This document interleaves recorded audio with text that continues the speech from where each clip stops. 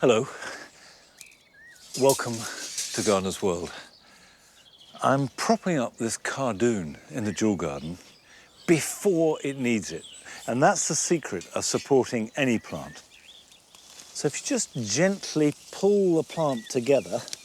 Now, as I'm doing this, I've just seen the foliage of a golden acanthus that lived here for years and then disappeared a couple of years ago. And blow me if it isn't there all the time. There's nothing much to see, but that's great. Lost and found. The secret is not to put any plant in a straitjacket, but bolster it up a little bit.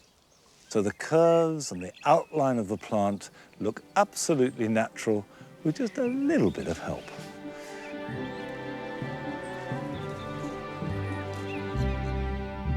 Coming up on today's programme, Arit heads to Faversham, where people are fighting to reduce the amount of plastic in their gardens. That can then be popped in the ground. So straight in. Breaks down within a couple of days. That's brilliant, I love it. Nick is at Kew, enjoying their vast and varied collection of cacti and succulents. This is Echinocactus chrysonii. It comes from Mexico, but it grows just as well in the UK on a windowsill. We journey to Sussex for a masterclass in growing successful citrus. This is a beauty. It's a natural hybrid between a mandarin and a kumquat, and it fruits like mad. And I shall be looking at some of the common problems that afflict houseplants and looking at easy ways to solve them.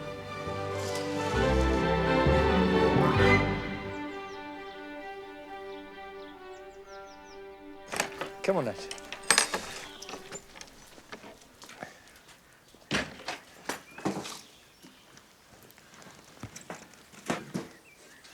This is the dry garden, and it's very different to the rest of Longmeadow because this is more or less sunbaked. The soil is practically non-existent. It was a yard when we came here, and it's based very close to the surface on old red sandstone, which is rather a porous rock.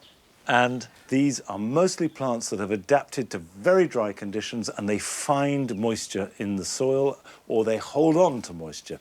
So, for example, last summer, when we had a really serious drought, this border was very happy. But it can look fabulous one year, and you don't change anything, and then it tails off. So I'm going to add some plants in here in order to keep exactly that sort of rather tall, elegant, free-flowing spirit that we have in these borders. Now, the first plant is a verbascum. I love verbascum. They tend to be biennial, but this verbascum is a perennial. So we'll come back year after year. It's called Christo's Yellow Lightning. It was discovered by the late, great Christopher Lloyd from Great Dixter and has a great candelabra of soft yellow flowers about 3-4 foot tall. Next, I've got Cephalaria. This is Cephalaria gigantea, and it's a whopper. Great tall scabious. And it's got very pale yellow flowers that will grow up about 6 foot tall. And I'm going to put one next to the verbascum, I think another in front of the base of the rose, and then another over here. Right, let's start a little bit of planting. I've hit stone right underneath there. Can you hear that? It does always amaze me how lush this is and how well it grows, given how little soil there is. So if you've got a very stony garden, don't give up, don't despair. You can still have lots of lovely plants. This verbascum will be perfectly happy. Okay, modest at the moment, but that will grow strongly and well. Now the Cephalaria, I'm going to plant next to it, and it will tower way above the verbascum.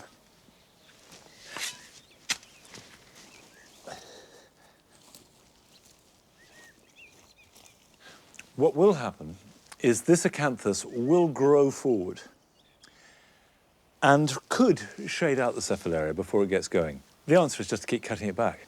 It looks fabulous at the moment, these lovely glossy leaves, but I know what it's planning to do. It's planning world domination. And so I will cut it back just as aggressively as it plans to take over.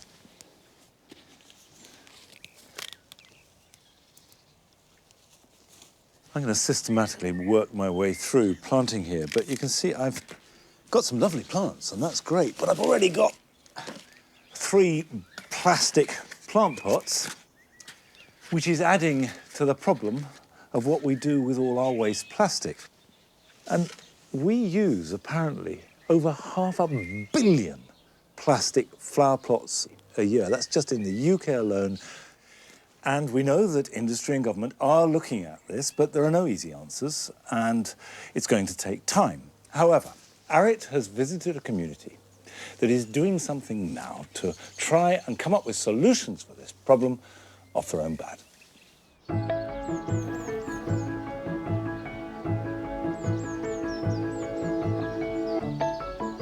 Go to a garden centre, pick up your plant, and most of the time it'll be sitting ready to go in one of these black or dark coloured plastic plant pots.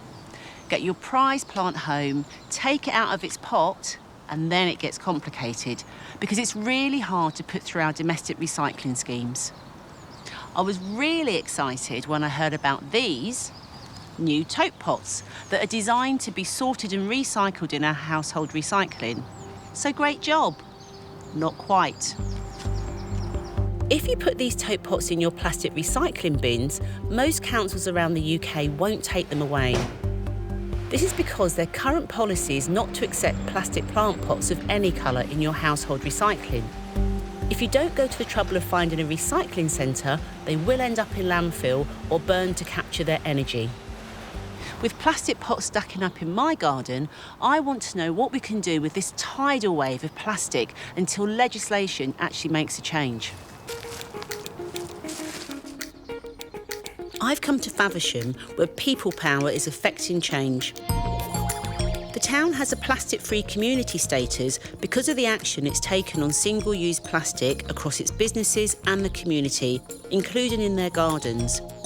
One of these is local nursery Edible Culture.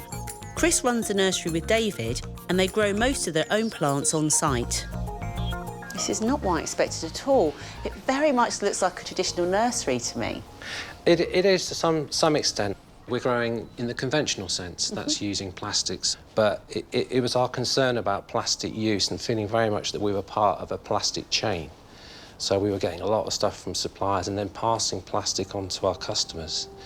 So we were very worried about that. They are so passionate about reducing single-use plastics that they've imposed their own ban on any plastic leaving this site. We've kind of set ourselves a target and we've said that it's illegal to sell single-use plastics. It's kind of forced us to really think, where do the plastics go? Where do they end up? Maybe if we hold on to those pots, recycle them internally, the plastic then will become a tool rather than a disposable single-use item. If the pots can't leave the boundaries of the nursery, how do customers leave with their plants then? I can show you now if you like. OK. Yep.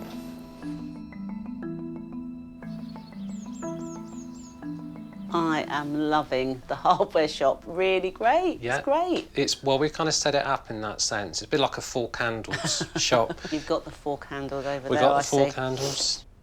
I think the 2 Ronnies would have been right at home here with this retro style of shopping, and it really appeals to me too. So what happens? I'm a customer. I've chosen my gorgeous plants. What happens now then? Yeah, so basically what we do, you can pop it into one of our posi pots. Yeah. So really, it's very ingenious. It's a sort of a redesigned noodle box. Who designed them? I did it myself, actually. I mean, I used to teach. I used to teach graphics, and we used to make boxes for the kids. And that's a coffee stirrer. That you can Very also ingenious. write what you want on there, so what the plant name is. So that then takes away the fact that you need a plastic label, which is really good. And this is sort of fully compostable. So it's kind of like a low-grade sort of brown paper, unbleached, that's been recycled. You then get your plant. You then tip the plant out. Gorgeous roots there. The lovely roots. Pop that in there, and then that can then be popped in the ground. So straight in. Straight in the ground, yeah. Breaks down within a couple of days. and it's starting to root through it. So it's a really nice sort of process. Fantastic. And you know what? For natural material to go straight back into the earth. So Yeah. that's brilliant. I love it. What are they called, posi pots? It's a positive pot because it means that the customer is not having to take home plastic. Very good. I'm liking that. Bought my plants. What else can I buy in this way? Well, we do a lot of feeds and sprays. So we found a method there where we use a glass bottle. People can bring back the bottle and kind of reuse them again and again. And compost, David? Yearly, we distribute about 600 to 900 bags of compost. And, of course, with each bag of compost, there's a single-use plastic bag. So you take home a bag of compost, you pay a set amount for it. When you bring the bag back to us for refilling, we take off the price of the bag. And it's been brilliant. I mean, I'm sold. That really, really works. Yeah. OK.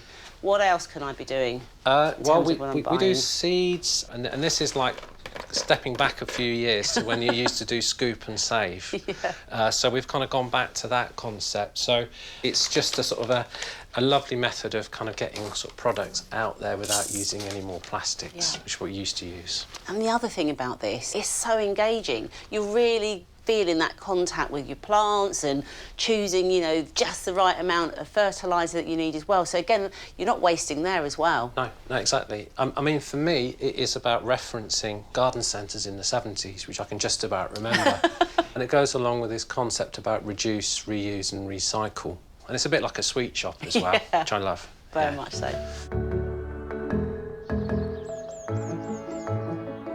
I think David's been a little bit modest about those ideas that he's just shared because, as simple as they are ingenious at getting us thinking about single-use plastic.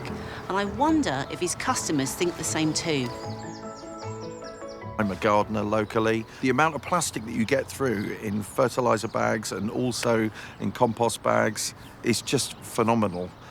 In a week, I could get through 30 or 40 of those bags. Here, I can reuse the same bag 30 or 40 times, and I've not added any more plastic to the environment.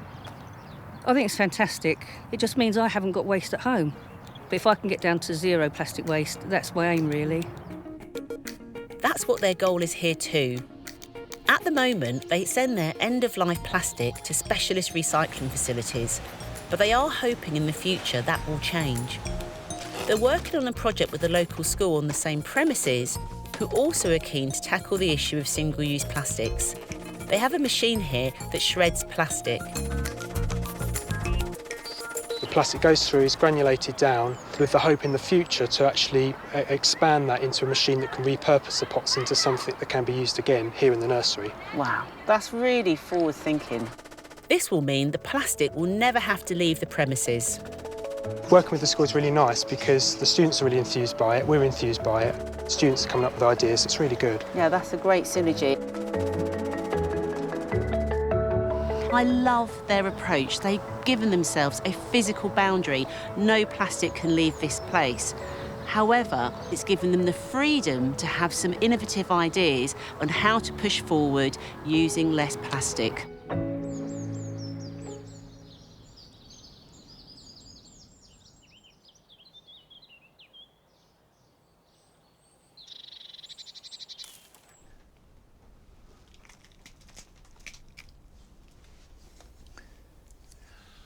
I find that really inspirational, to see people tackle a huge global problem with a local solution that has real meaning and contact with people and works. And the industry is tackling this plastic problem behind the scenes. And what is really good about these new pots is that they have the capacity to be recycled. For the moment, the best bet is certainly buy them over black plastic. Use it, wash it, and then keep it at home and reuse it and go on reusing it until such a time as it can be handled and go through the whole process of recycling. And of course, we will be watching that and informing you on all developments as they happen.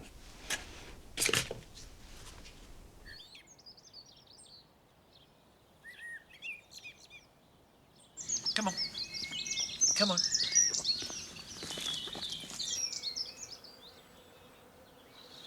I love this pear. It's one of the great glories of the garden in spring. And it all happened by mistake because I went to buy an eating pear, and this was sold to me as one called Black Worcester. In fact, it's not a Black Worcester, and it's not an eating pear, it's a Perry pear. Now, Perry pears make perry, which is the pear version of cider, and they're grown on pear rootstock, so they're very vigorous, which is why it's so big. And absolutely smothered with flowers. And more than that, every flower is being attended to by a bee. So the whole tree is humming.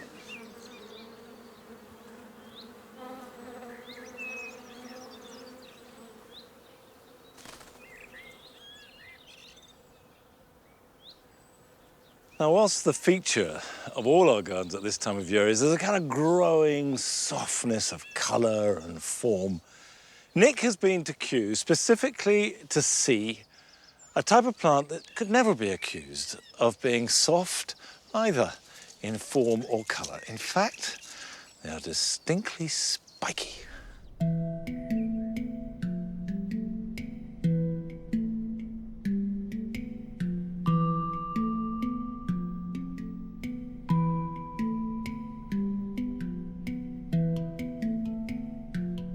They come in all shapes, sizes and forms and have a millennial fan base across the globe. Cacti and succulents have had a massive popularity spike lately, causing sales to increase by 50% in the last year in the UK. And it's easy to see why. Succulents really suit today's lifestyle. They're inexpensive and they're easy to grow. So even if you've only got a windowsill, they're the ideal plant to cultivate. Now, if you've got a little specimen like this with the right care, it can go on for decades.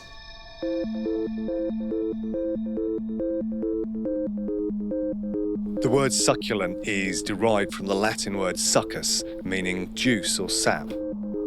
These plants have adapted to survive in their natural habitats in arid deserts and mountaintops around the world. Their defining feature is a unique ability to hold water in their leaves, stems or roots. This little baby and its mother behind me are both Crassula portulacea. It's very closely related to Crassula ovata.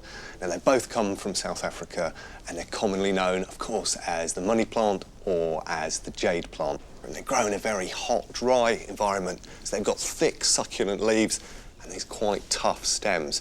Now, in terms of caring for them, they want blazing sunshine.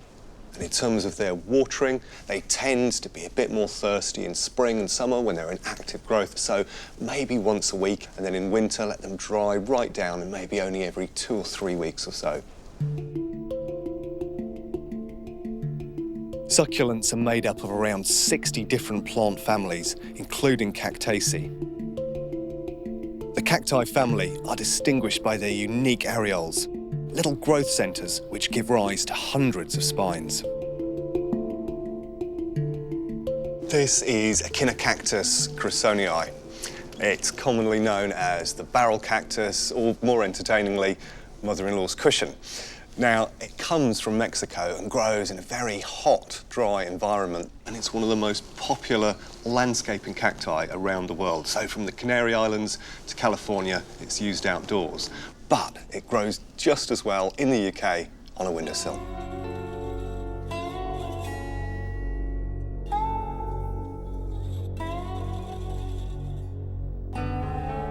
Opuntia microdacis is an evergreen cactus, also known as bunny ears, due to its flattened green stems. It's easy to grow indoors as long as you keep it in room temperatures of around 21 degrees, but in the winter, it needs a cooler climate, so keep it away from the central heating. My favourite cacti is Mammillaria geminispina. It comes from South America and it has a beautiful architectural form which looks great year-round. Now, I think this plant really suits contemporary living. Can you imagine 3 identical plants in identical pots sat on a windowsill? I think they'd look beautiful. Although this may appear at first glance to be one of the Mexican cacti, This is in fact a succulent form of euphorbia that comes from the Canary Islands, and it's called Euphorbia canariensis. But it shares many traits with cactaceous species in terms of how you can propagate it. In other words, you can remove quite a large stem, say up to 18 inches or 2 foot, and then just allow it to dry out and that wound to callus over. Now, sometimes it will start to produce roots at that stage, or otherwise you can just put it into a very gritty mix and that giant cutting will grow away beautifully.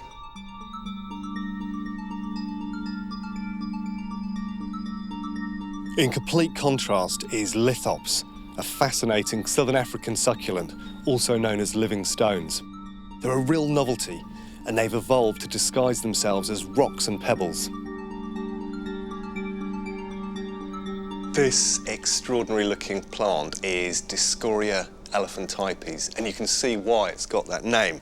This swollen stem base, known as a cordex, has got real elephant-looking qualities, but it's actually there as a water-retaining vessel. Now, it has all of this top growth on at the moment, but it can go into a dormancy state where it loses that. And years ago, when I was looking after one in a botanic garden, it sat for 3 years with no foliage. So we thought it had died, moved it into a classroom, and then suddenly, out of nowhere, it burst back into life.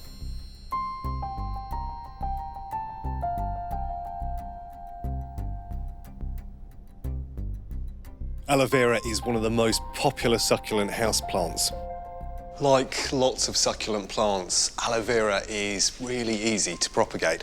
A mature specimen like this tends to start putting up these little side shoots, which are known as pups. You start out removing the aloe from its existing pot and then clearing away some of the soil from the roots. And you'll find that these pups are attached to the base of the stem, already with their own set of roots on. Sometimes you can very easily tear them away or use a pair of secateurs to cut it. And what you'll wind up with is this perfect little plant. And so all you need to do is to give it a few days to callus and dry out. And once you've done that, you're ready to pot the plant up. And you can use 50% soil-based compost and then about 50% gravel or perlite. Once that's all settled in around the sides and your plant is well centred, that can then be left on a windowsill or in a glass house for 2 or 3 days, and then you can start to water it. Now, watering is absolutely fundamental when it comes to cactaceous and succulent plants, and it's the thing most likely to kill them if you get it wrong. So the easiest way to test if your plant needs water is just to stick your finger in about 1 inch down the side of the pot. If there's any moisture in there at all, you don't need to water. And the guiding principle really is wait until they've completely dried down, then thoroughly soak them and wait until they dry again before you water them. And that way, you'll keep your plants fresh and healthy.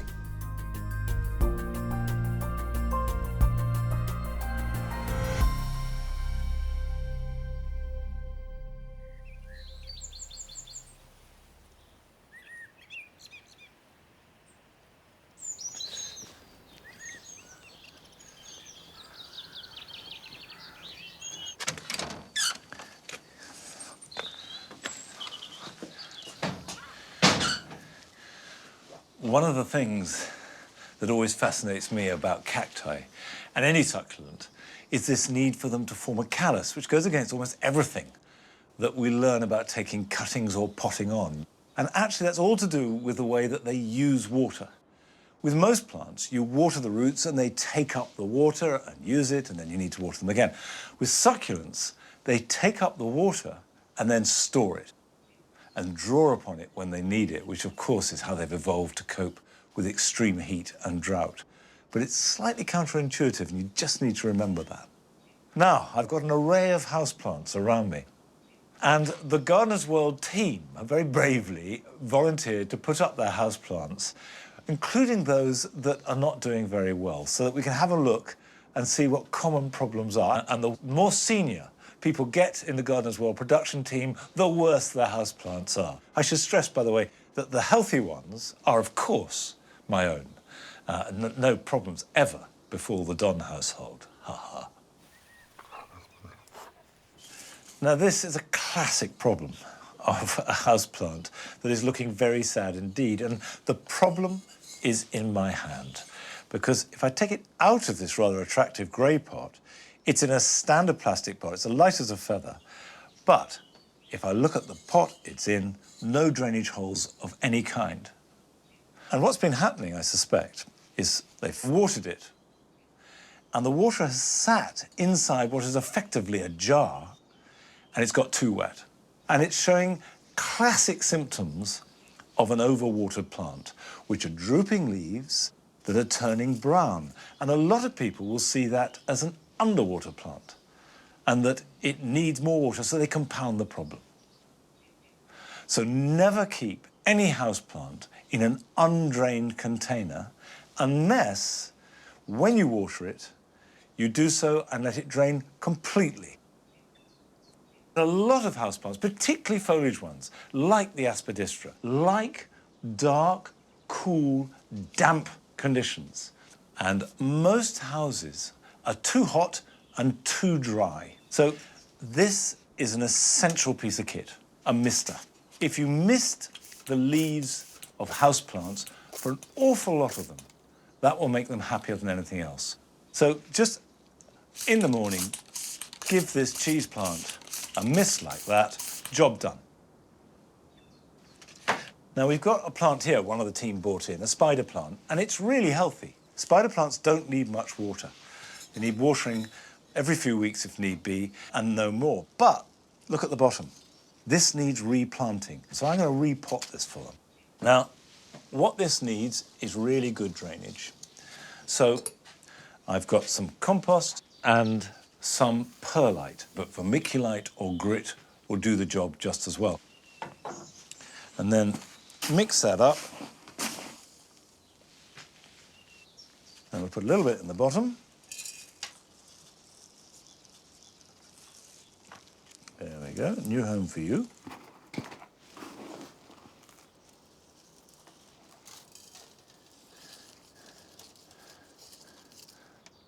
That needs watering, but you're looking at keeping it pretty dry, but misting it daily. Finally, there is the tricky question of feeding, and every plant that is grown in a container will sooner or later need a supplementary feed because it will exhaust the available nutrients inside the pot. But if you overfeed, it will result in overly lush, soft tissue and soft growth that is much more prone to disease and predation. The key to it is to feed when the plant is actively growing. And you can see this Calthea, for example, has got lots of very healthy new shoots coming through. So it will need a feed. If you want to encourage lush growth and lots of greenery, then you give it a high amount of nitrogen. And if you want to promote flowering, then you need a feed that is higher in potassium. And a general purpose tomato feed will do that perfectly well. I use liquid seaweed, but use it sparingly. I think there are two varieties of houseplant, really. There are those that always live indoors. However, there's another group, like these citrus here, that are houseplants in the winter, but very much outside plants in the summer. But in this country, there aren't many professional growers or experts on citrus. So we took the opportunity to visit Chris and Amanda Dennis, who have a specialised citrus nursery down in Pulborough in Sussex.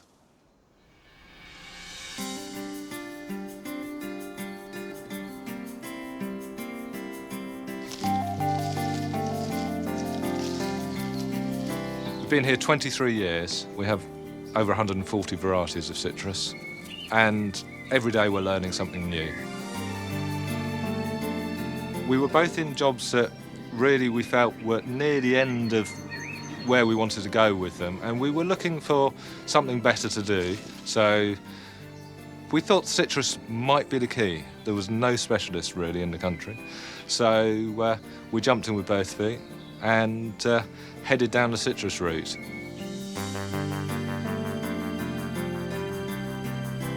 We've got over 150 varieties of citrus here. Some of my favourites are things like Buddha's hand citron, where every single segment is stretched out into a finger hanging down. This is the ugly fruit. It's one of my favourites. It was discovered as a hybrid in Jamaica by a plantation owner. When he plonked it on his kitchen table, the maid said, "Man, that's one ugly fruit," hence the name. Personally, I don't think it's ugly, and it's delicious.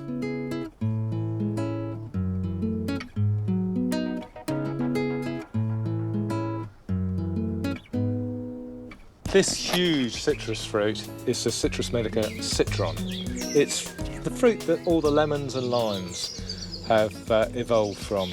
In fact, if you've ever had lemon candied peel, more than likely it's this that you've eaten. Citrus are really easy to cultivate. They don't mind being outside in the summer, and they need a light and frost-free position for the winter.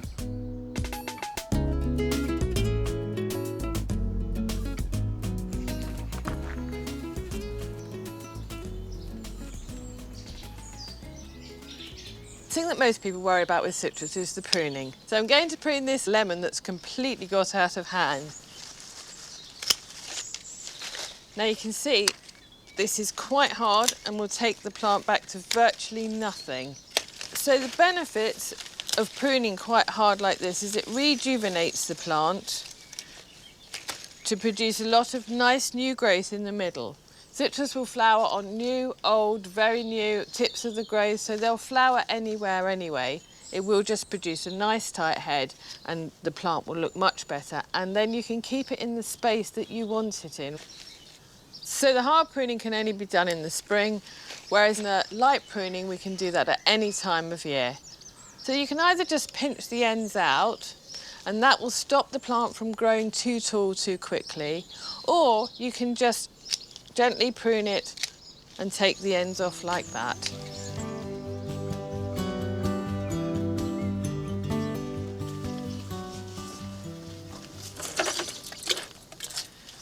The most important part of keeping any citrus is the watering and the feeding. The plant must be left to almost completely dry out between waterings, and then we give them a good thorough drowning when we do water, famine and feast. We also feed each time we do that with a high nitrogen fertiliser. There are several signs that the plant will show you that it needs watering. The fact that the leaves will curl or wilt, the pot is very light to pick up, and the soil is almost dry, to the point that it can be a little bit powdery. When you do water the plant, you really do need to give it a good, thorough drowning. This is a 2-gallon watering can, and we would put that amount of water through a pot this size. If you're new to citrus, the best varieties for beginners are a lemon, lime, or a calamondin orange. This is a beauty. It fruits like mad. It's a natural hybrid between a mandarin and a kumquat, both of which flower once a year. This one flowers on every new growth flush, and it produces little bite-sized mandarin-shaped fruit, but they're actually like a lemon or a lime. So you can use them in cooking, they make a delicious marmalade. Second one is the Four Seasons lemon. It can flower and fruit all year round. The third one I'd recommend is the Tahiti lime. It's a beautiful lime, it's a seedless, quite large. It fruits very well when it's young, so you can buy a small plant and expect fruit very early on. One of my favourite times of year with citrus is the spring. The flower scent just fills the air. You can smell it coming down the road, you can smell it from the house. I can come into the glass house in the morning, I can pick my own grapefruit, and there's all the lovely, lush green, new, fresh foliage. It's just wonderful. We have introduced a number of varieties from seed. They can take many years before they first flower. And there's nothing quite like seeing the first flowers on the tip of that plant, knowing that we'll soon have some fruit to taste.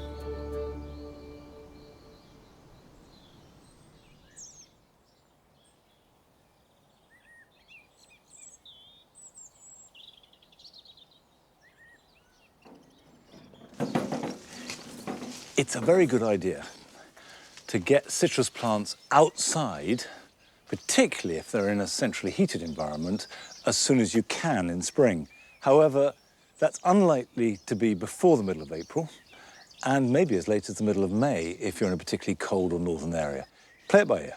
you'll know. It's when the risk of a really sharp frost has passed. They can take a little bit of frost, but better to wait.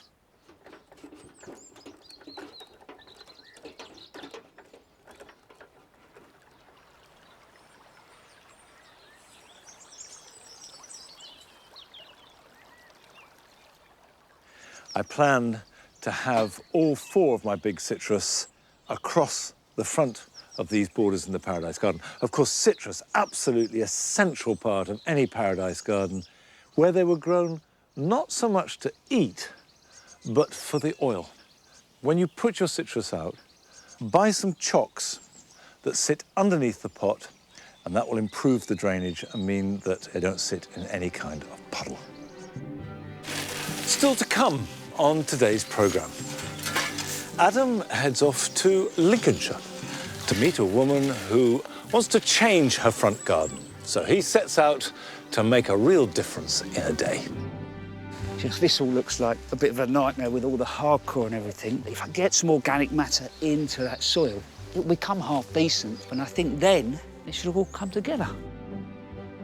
But first, we're going back to Faversham in Kent to visit a garden that has been set up for the community to create a sense of well-being through both visiting it and working in the garden, and is actively doing as much as it can to use plastic as little as possible.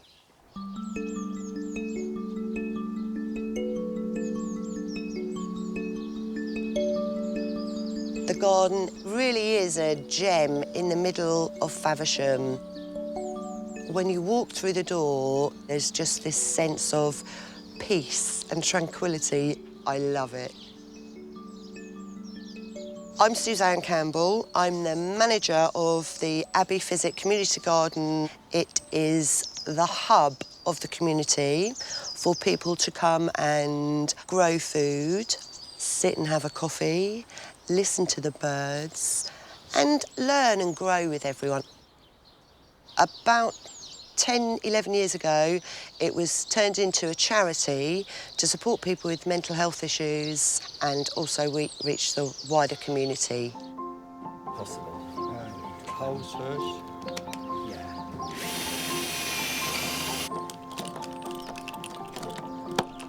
Let's just pack it out with these. It isn't just plants we grow here, it's healthy people.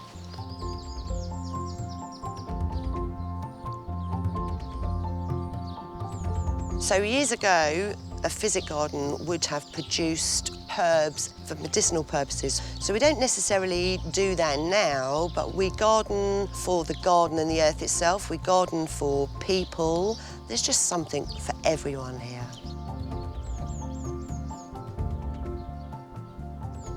We're very mindful of being as sustainable as possible. We try and reuse anything that we can. There's just too much plastic. We do get lots of pots brought into us.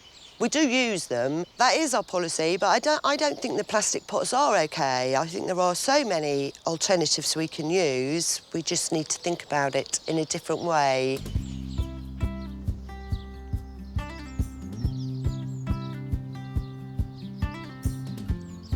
Here, I have got my lovely bluish duck eggs. They've got a hole in the bottom for drainage. So I'm going to have a go at putting some little salad seedlings in. So these can be planted out or just grown on your windowsill. It's a lovely little example, isn't it, of recycling, reusing and not wasting anything. So there we've got little lettuce in an eggshell. Let's try another one. What I'm going to do next is put some of our seeds that we've saved into these other ones, this honeywort. These look better than I thought they would look, actually. So I'm really pleased with those. Lovely experiment. These here were also an experiment. We first started growing these a couple of years ago. So this is loofahs, and you can grow them indoors, you can grow them outdoors. You can eat them as well when they're smaller than this. But we grow them as cleaners to clean our pots and pans and to replace the horrible green scourers that people buy. We get so many seeds in a pod. They're great for seed swaps. It just goes on.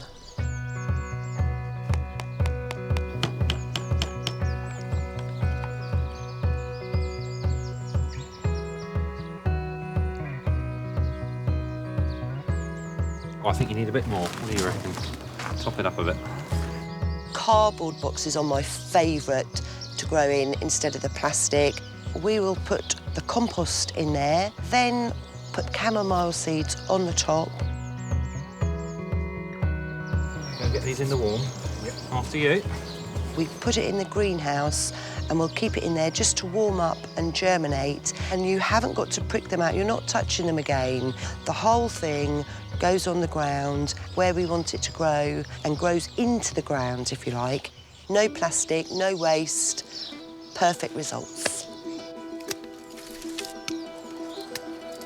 I think the way we garden here, anybody can do. It is just the ethos of looking around and seeing what can we do with that, or how can we change that, how can we do it better.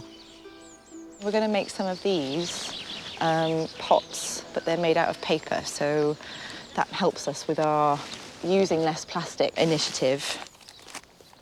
I think we all had ideas. We kind of spark off each other, so it just makes for an interesting garden all the time.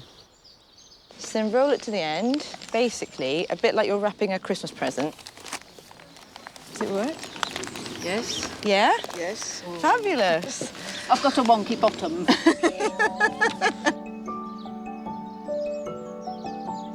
The garden makes me feel very privileged. Being able to be somewhere that can encourage other people to think about their impact and what they're doing and things they can pass on to other people. It's like growing a new plant, except it isn't, you're just growing a new way.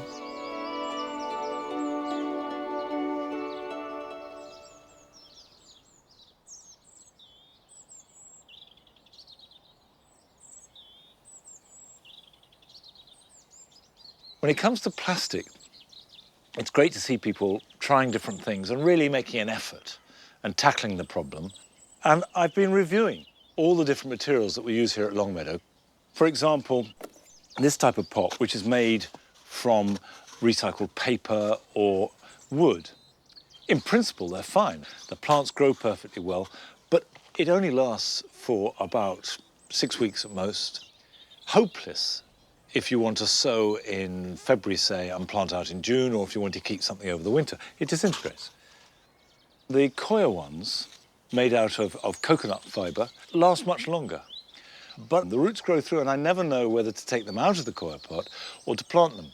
But if ever you dig up a plant that you've grown in these, the roots are still too tightly enmeshed inside them. If only this could be a looser weave, it would work better. So it's a good idea, but it's not quite working. We've got miscanthus pots. They work perfectly well as a pot, but they biodegrade really badly. And you go through a composting process, and there are great sharp shards of the pots inside. So I would love it if any of you had good ideas that make an alternative to plastic that really works. And contact me via the website, and I'd love to hear from you. Right, I'm going to sow some seeds. And I've got 3 types of tender vegetable. I've got squash, sweet corn, and climbing beans.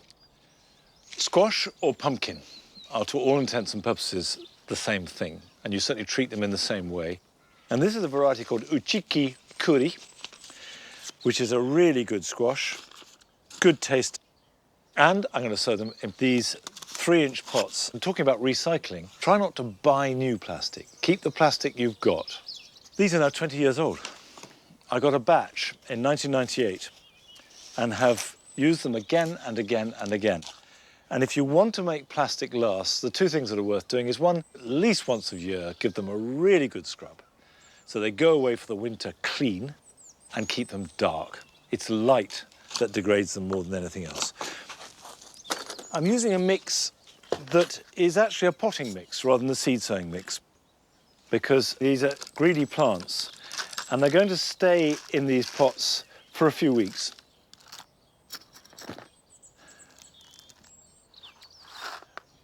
Now, always used to be told that you must put these flat seeds sideways in. In fact, they've been tests done. They germinate just as well if you lay them flat.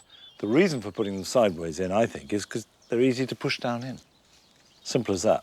So 2 to each pot. Cover them over. Give them a label. Give me some glasses. Squash. And there we go. I will water those, and the crucial thing is they do need heat to germinate. Right, next things I'm going to sow are sweet corn. And I'm going to use plugs. And by the way, of course, you can buy biodegradable plugs, but they biodegrade too fast for me.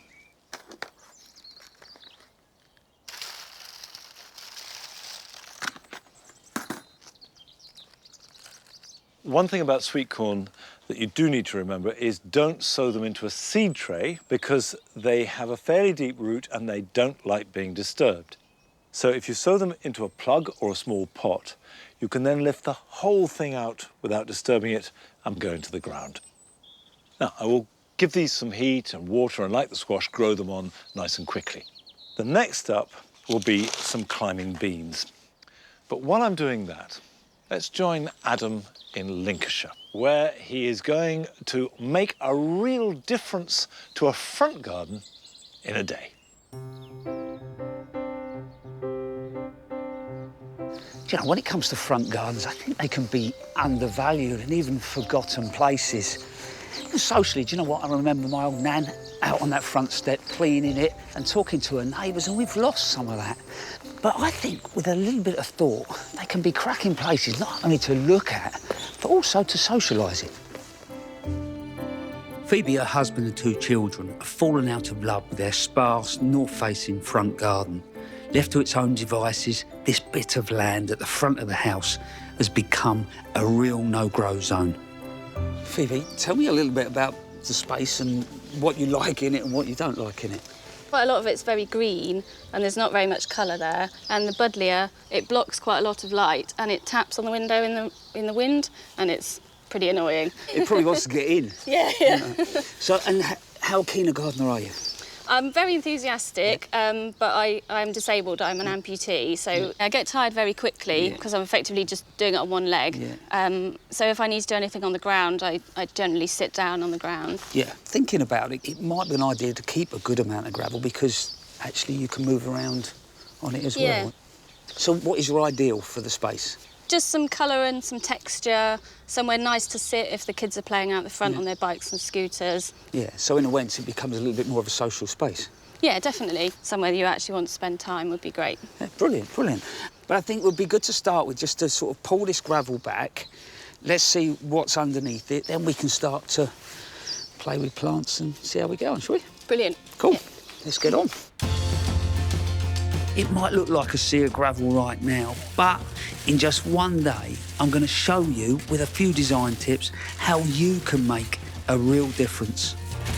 Phoebe's brother Joe has come along to help me with the hard graft. Yeah, don't tire yourself out in this first bit either.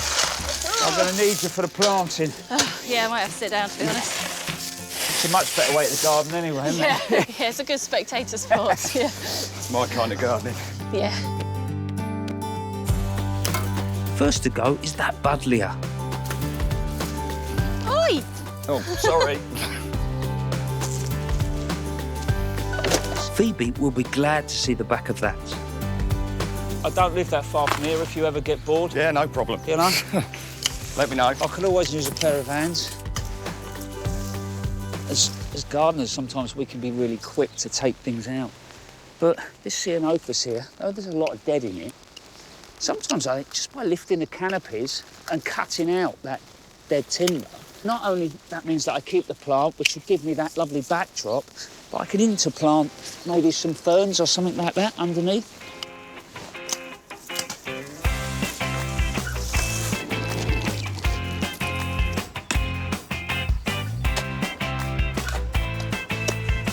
You know, this all looks like a bit of a nightmare with all the hardcore and everything. But if I get my hands into that soil, you can feel there's clay in there, but there's silt in there as well. And I think realistically, if I get some organic matter into that soil, it'll become half decent. So I think what we're going to do next is lay the plants out, get them how we want, and then after that, just dig out the areas that we want to plant into. And I think then it should all come together.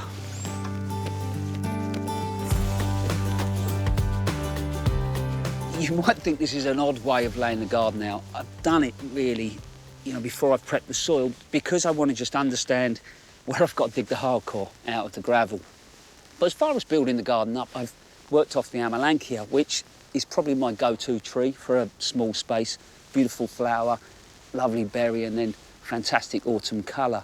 But it just makes this area feel a little bit more secluded. And then after that, I've put the garden in layers, so the structure's gone in, the pittosporums, and then the herbaceous goes in after that. And my herbaceous perennials, what I'm looking to do is I'm looking for contrast, so contrast in leaf, but also flower shape. So now I can prep the soil and get it all in. We're adding compost and topsoil to enrich the existing soil. I really enjoy this bit.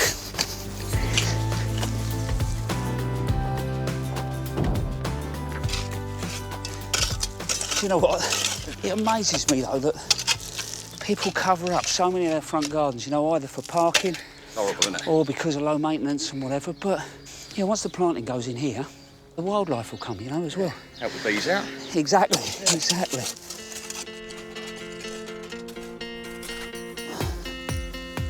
One of the mistakes that a lot of gardeners make, me included at times, I think, we get a little bit carried away and put shrubs too close together. Either give them the room or choose plants that you can cut back, like this cornice, and then that will put on wonderful new growth this year, and going into next winter, have beautiful bright stems.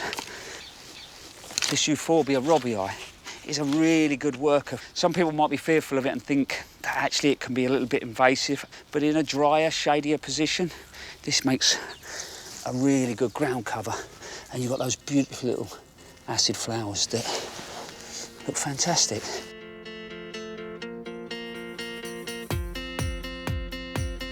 It's been really important to put in low-maintenance plants for Phoebe, like the Animanthiel and the Pittosporum, which she can easily trim into lovely shapes. Obviously, you've lost your leg below the knee, but it hasn't stopped you today, has it, getting stuck in? Just, how did it happen? The short story is blood clots cut off the circulation, which they tried to restore, but they couldn't. So my leg was amputated above the knee.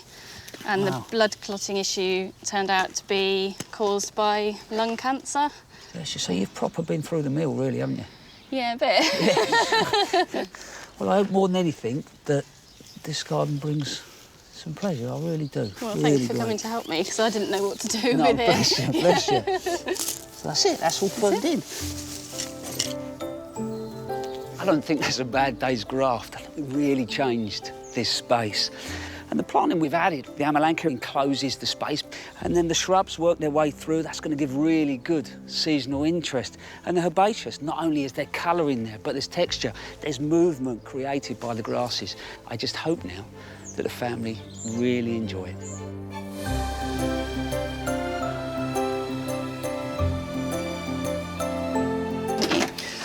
Let's go and have a look at the garden.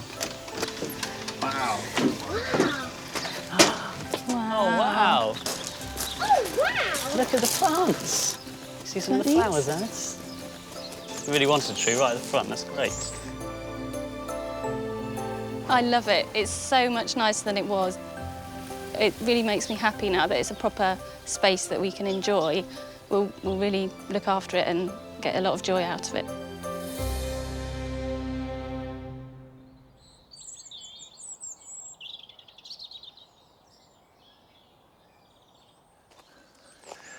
I do think it's a really good idea if people can see their front gardens both as an important aspect of their own garden and also as a good sort of halfway house between what is private and what is public. It's shared space, but controlled by you. Now, it's time to unwrap the Dicksonias and get them ready for summer. They can take a little bit of frost. They're not totally tender. So, first thing to do is to remove the straw out of the middle, and that protects the very tender cone down in there, which the new growth will come from. And I put hessian around the outside, but underneath that is really thick fleece, because the tender part of the plant is where what looks like the trunk joins the top. This part here, round the top, is where all the action is.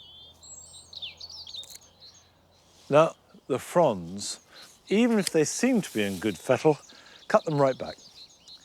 Take them right back to the base, and then the new growth will come through very quickly.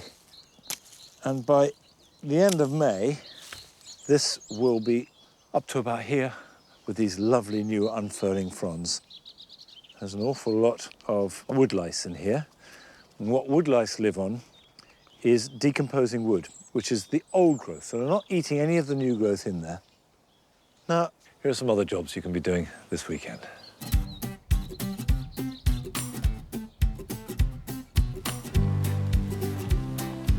Parsnips can be slow to germinate, but now the soil is warming up, sow them in rows, sprinkling the flat seeds thinly, and keep the rows about a foot or so apart. And if you've got radish seeds to hand, you can sprinkle those in as well, and they will grow and be harvested before they cause any competition with the parsnips.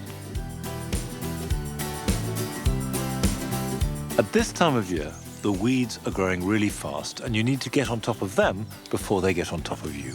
Go through your borders, removing them individually, taking out as much root as possible whilst they're still easy to see. And if you're not sure if something is a weed or not, wait, and time will tell.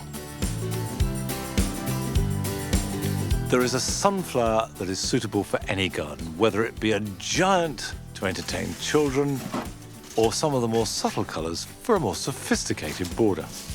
I'm sowing Velvet Queen, which will work in my jewel garden with its rich brown marmalade hues. I'm putting one seed per plug. I will grow them on with a bit of heat, and then pot them on and plant them out towards the end of June.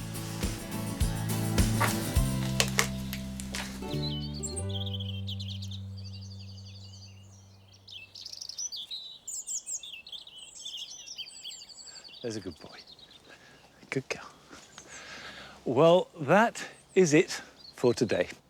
And we're back at the same time of 8:30 next week, but not at the same place, because I'm off to America for a couple of weeks to start filming a brand new series on American gardens that will be shown at the beginning of next year. So I'm sending you off to Adams and leaving you in his more than capable hands. But don't get any ideas, because I shall be back in a couple of weeks' time with Nigel and Nellie here at Longmeadow. So until then, bye-bye.